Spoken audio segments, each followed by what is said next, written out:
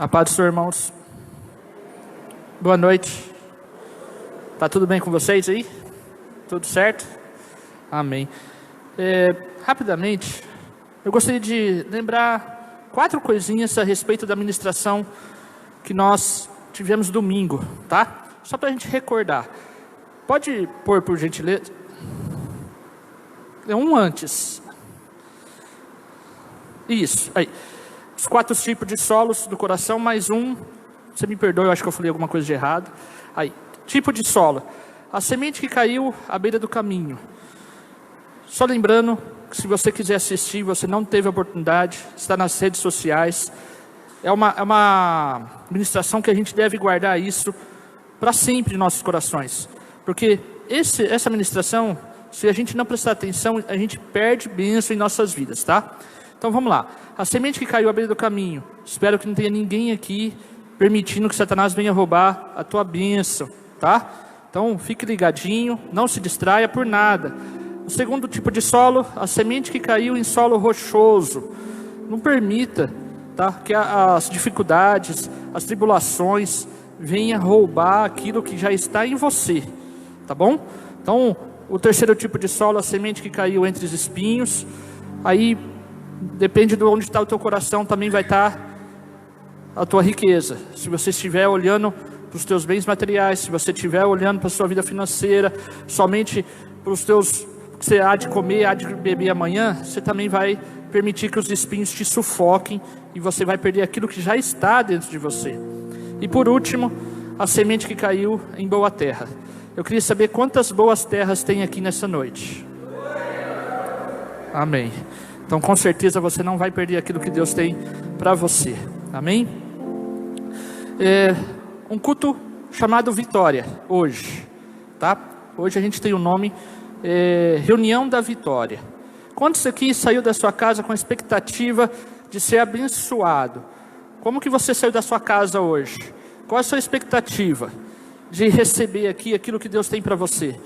O que é que você trouxe com você, ou talvez você tenha deixado lá na sua casa, que você precisa ser curado, liberto, transformado, que você precisa que Deus faça algo na sua vida nessa noite? Ou a expectativa que você veio é quase zero, você não tem expectativa nenhuma? Como assim expectativa nenhuma? Se eu estou no culto, pode acontecer, irmãos. Eu como pastor, eu como diácono, eu como levita, eu como uma das meninas que dança, e para ser sincero, eu sou fã de todos esses que eu acabei de falar, mas pode ser, muitas das vezes até eu que fico lá no fundo. Como que funciona? Eu só venho por obrigação, como eu saio todo dia de manhã para ir trabalhar? Ou talvez você tenha sido convidado, e para não negar o convite que as pessoas te fizeram, você falou assim: eu vou lá. O nome da reunião de hoje é Culto da Vitória. Qual foi a expectativa que você veio? Qual a expectativa que você está no seu coração? Que Deus faça nessa noite na sua vida. Porque Deus já fez. Basta a gente tomar posse daquilo que Ele quer entregar para nós. Tudo depende de mim, tudo depende de você. Amém? E antes da gente entrar na palavra, a gente vai estar falando a respeito de uma pessoa que realmente Deus fez um milagre na vida dela, mas é porque ela não impediu que ninguém tomasse, ela não impediu que nada tirasse a bênção dela. Hoje o tema da palavra vai ser Jesus, a nossa esperança. Jesus é a sua esperança? Você está com essa esperança de receber aquilo que Deus tem para você, do bom, do melhor? Gostaria que você fechasse teus olhos. Senhor, queremos te agradecer pela tua graça, tua misericórdia. Somos gratos por ter aqui, o Senhor tem cuidado de nós. Te agradecemos, Senhor Deus, por esse louvor, onde nós possamos expressar o nosso amor a Ti. E agora, nesse exato momento, estamos com os nossos corações preparados, Senhor Deus, para receber aquilo que o Senhor tem para nós. Senhor, se ainda existe alguém aqui com o coração duro, com o coração rochoso, cheio de espinhos. Eu te peço agora, Pai, em nome de Jesus, quebranta os nossos corações. Tira, Senhor Deus, todo impedimento, toda barreira, tudo aquilo que impede de recebermos o que o Senhor tem para as nossas vidas. Nós não aceitamos sair daqui da mesma maneira que nós entramos. Senhor Deus, queremos ser abençoados, Senhor Deus. E eu te peço, Pai, em nome de Jesus, toca em nossas vidas. Eu repreendo desde já qualquer tipo de manifestação maligna que vem para roubar, matar e destruir, que vem, Senhor Deus, para tirar nossa atenção e fazer com que nós percamos aquilo que o Senhor tem para nós, e que o Senhor possa, Senhor Deus, continuar abençoando, Senhor, que eu possa ser um instrumento em Tuas mãos. É o que eu te peço agora em nome de Jesus. Amém? Eu queria falar um pouquinho a respeito dessa mulher, a mulher do fluxo de sangue. Vou estar, é um texto ao qual todos já ouviram, já devem ter conhecido, mas é um texto onde a gente podemos aprender muitas coisas. Quando nós falamos a respeito de um solo fértil, quando nós falamos a respeito de um coração puro, pronto para receber, significa que todo o milagre que Deus fizer na tua vida não é só para você. É para que outras pessoas também recebam a bênção. Jesus disse que existem situações em nossas vidas que acontecem para que o nome do Senhor seja glorificado. E eu não sei qual é a situação que está nessa noite na sua vida, mas Deus quer fazer um milagre. Não só para que você viva melhor, mas para que você também seja exemplos para outras pessoas. Essa mulher foi um exemplo. Não só para você como para mim, mas também para Jairo. Jairo estava passando por uma situação muito difícil, se a gente começar a ler um pouquinho antes desse texto, a qual ele chega e fala assim: Senhor, a minha filha está morrendo, o senhor pode até ir à casa dela? Vou sim, Jairo, espera aí que a gente já está indo. E no meio do caminho a gente encontra essa mulher.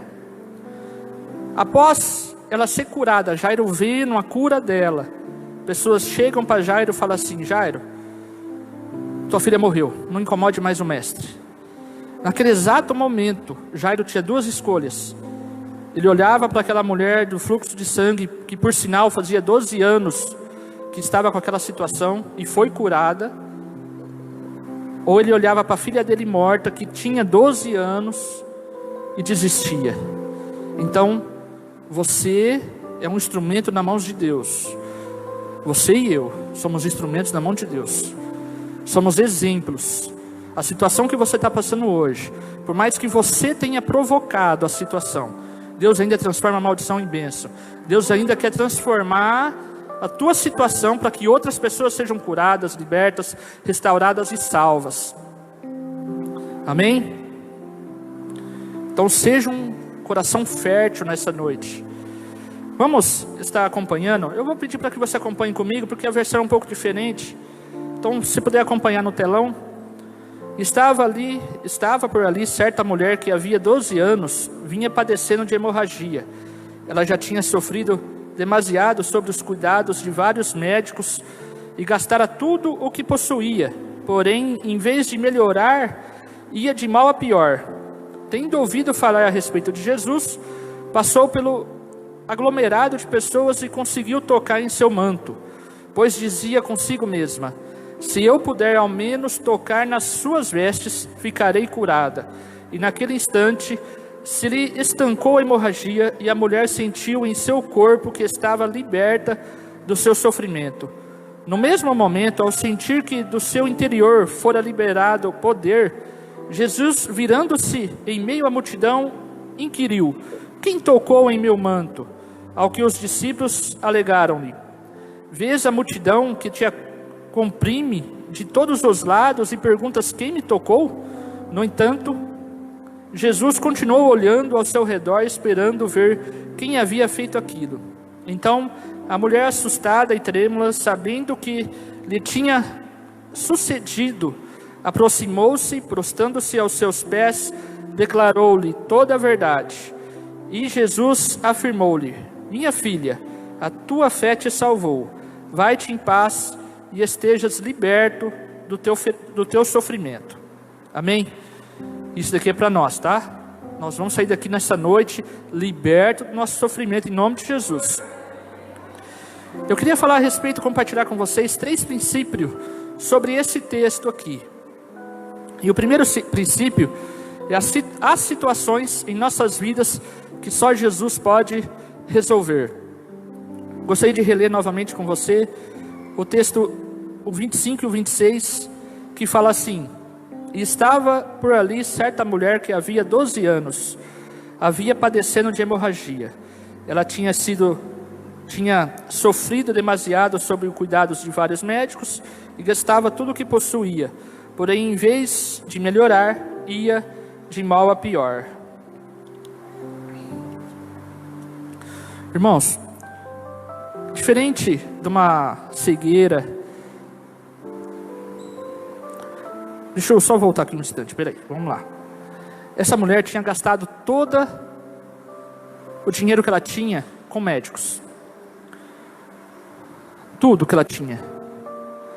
E muitas das vezes é isso que nós fazemos. Nós nos desgastamos correndo atrás de pessoas para resolver o nosso problema. Ou no vizinho, ou no emprego. Ou até mesmo muitas das vezes dentro da igreja, mas com a pessoa errada. Existe pessoa errada dentro da igreja? Existe, meu querido. A Bíblia nos declara e deixa bem claro que existe o joio e o trigo dentro da igreja. Nem todos que estão em Israel são israelitas. Então existe pessoa certa para que você possa conversar. E ela já tinha feito de tudo para resolver o seu problema e não resolveu. Só piorava. E muitas das vezes é isso que nós fazemos. Nós corremos ali, corremos cá, e nós só pioramos a nossa situação. Nós pioramos nosso casamento, nós pioramos a situação dos nossos filhos, nós pioramos muitas das vezes até a nossa saúde, e nada se resolve.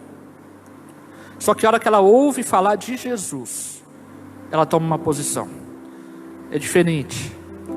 Só que falando um pouquinho a respeito dessa enfermidade, que há situações que só Jesus pode resolver em nossas vidas, diferente da cegueira, do coxo, do surdo, do paralítico, que todos esses que eu citei poderia conviver muito bem com qualquer tipo de pessoa, com qualquer tipo, poderia socializar, ela poderia ir numa festa, sem problemas nenhum.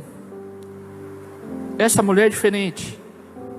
Aquele fluxo de sangue, essa enfermidade na vida dela, é comparado à lepra, porque ela não poderia se associar com ninguém.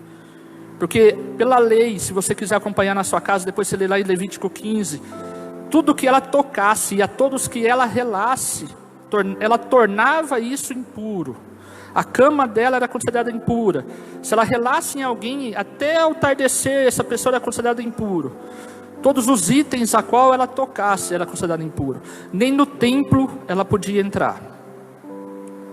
Ela não tinha vida social. Ela não poderia conviver com pessoas. Então existe situações em nossas vidas que só Jesus pode resolver. E muitas das vezes nós nos encontramos desse jeito. Eu não sei qual é o teu problema, qual é a tua situação, mas muitas das vezes o teu casamento você tem vergonha.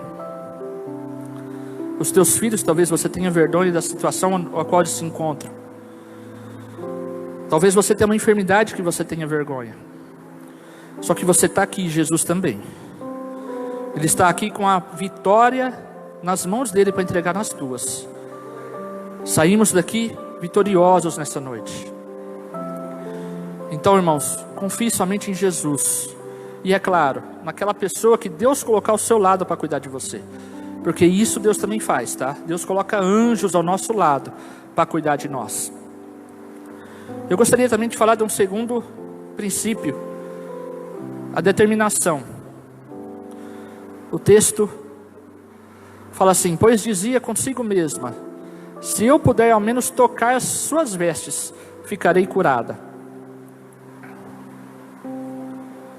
Ela determinou isso na vida dela. Aí a gente pode falar assim, mas é tão simples chegar até Jesus. Coisa mais simples que tem é a gente tocar em Jesus. Voltando aqui, só falando a respeito dessa mulher em si, não era tão simples assim. Porque para uma pessoa que tinha uma enfermidade se comparada à lepra, a qual ela não poderia tocar em ninguém, a qual ela não poderia estar em meio a multidões, se você lembrar do texto que a gente leu, lá no início fala que existia uma multidão seguindo a Jesus. Uma multidão a ponto de Jesus olhar e falar assim, quem me tocou? E Pedro fala, Senhor, tem um monte de gente te tocando, como assim quem te tocou? Talvez exista um monte de gente, um monte de situações, tentando impedir de você tocar Jesus. Talvez Satanás é a primeira pessoa no teu ouvido, e eu aprendi algo, que isso me revelou muita coisa. Muitas das vezes Satanás fala na primeira pessoa com você, como se você fosse você pensando, eu não posso, eu não mereço, eu não sou digno, eu não consigo. Satanás nos nossos ouvidos, colocando empecilhos para que a gente alcance aquilo que Deus tem para nós.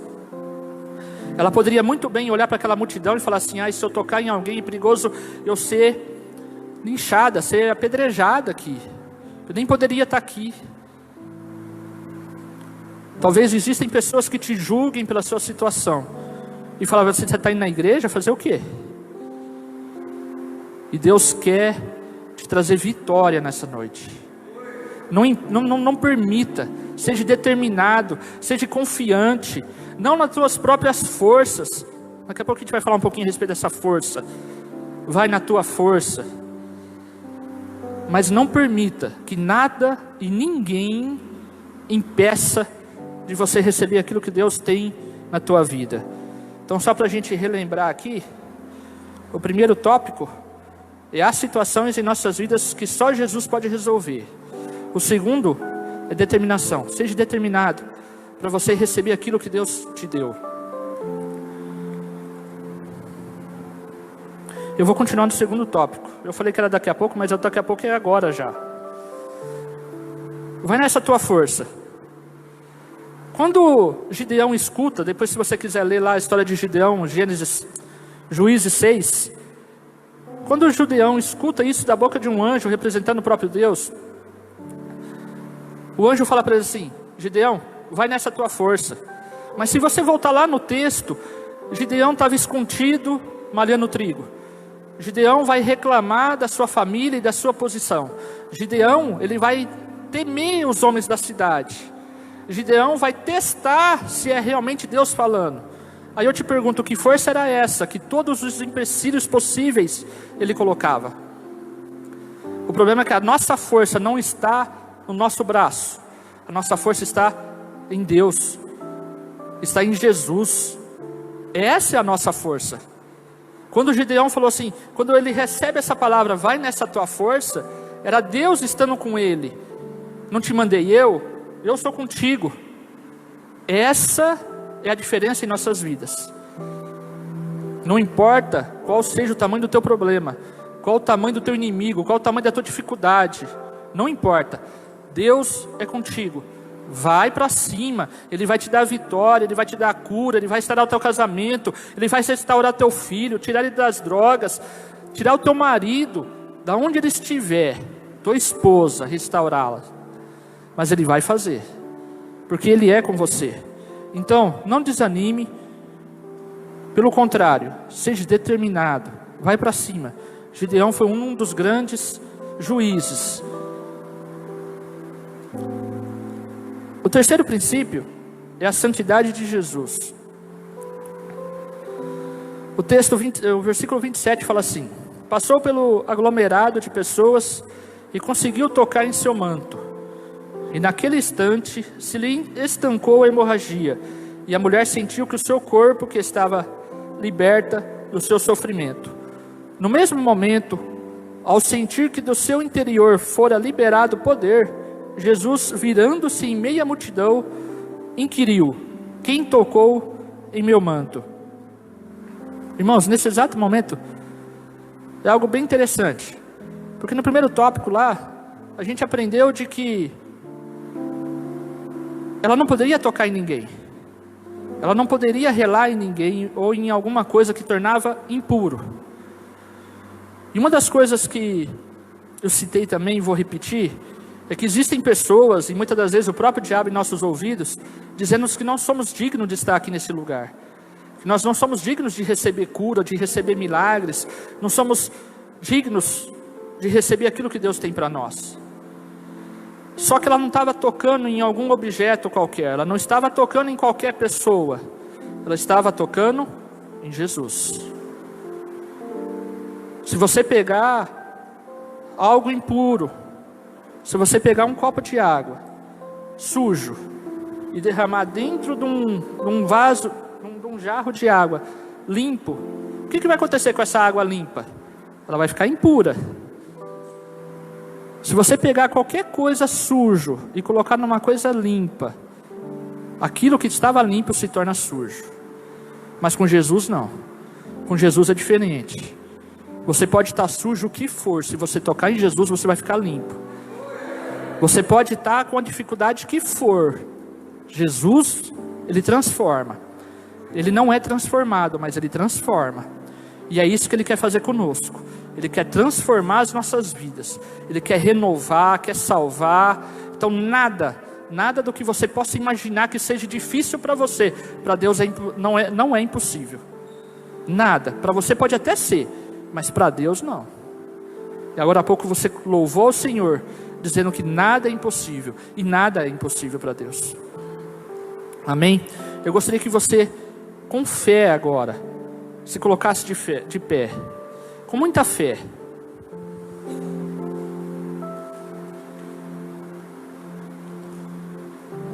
Até porque, irmãos, apesar de eu não ter colocado como um tópico, mas se você continuar lendo no finalzinho, fala de que Jesus disse para aquela mulher: a tua fé te salvou.